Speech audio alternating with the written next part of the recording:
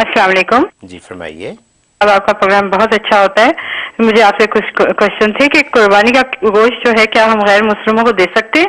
اور دوسرا میں اپنے بیٹے کی شادی کے لیے بہت فکر مند ہوں.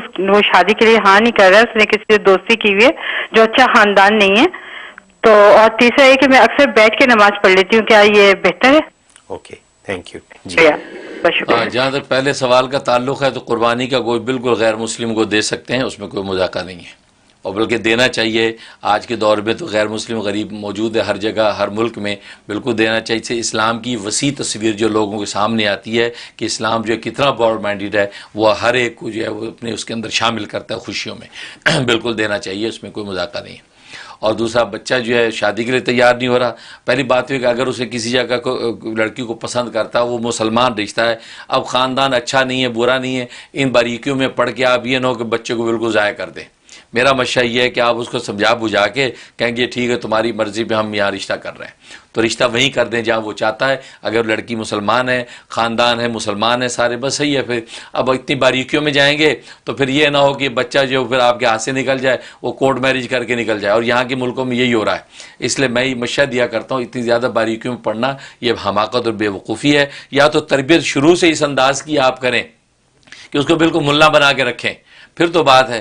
حالانکہ حالت ہماری کہ اس کو شروع سے آزاد بنا کے رکھتے ہیں, ساری دنیا کی عیاشیاں کرواتے ہیں, ہر جگہ گھومتا پھرتا ہے, پورا ویسٹرن سٹائل میں جیتا ہے وہ. اب شادی کے مسئلے میں آپ بالکل پورے دقیانوس ہو جاتے ہیں کہ نہیں جی چچا کی بیٹی لے کے آنی ہے پاکستان سے, یا ماموں کی بچی لے کے آنی ہے انڈیا سے.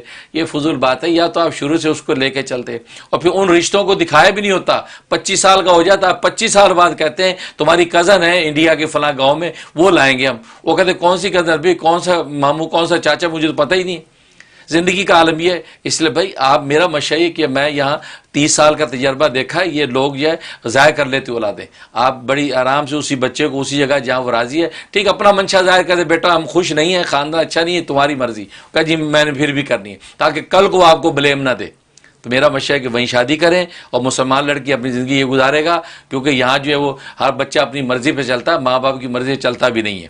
لہٰذا بہتر یہ ہے کہ آپ اس کی شادی کر دیں, لیکن پھر بھی آپ جو ہے وہ وظیفہ نوٹ کر لیں تاکہ آپ کی مرضی پر کوئی بات کر لے. وہ سورۃ آل عمران آیت نمبر 83, آیت نمبر 83, یہ روزانہ 7 مرتبہ پڑھ کے اس بچے پہ دم کریں, یا تصور میں لا کے اس کے اوپر پھونک دیا کریں. اس سے امید ہے کہ وہ آپ کی منشا کو پورا کر لے.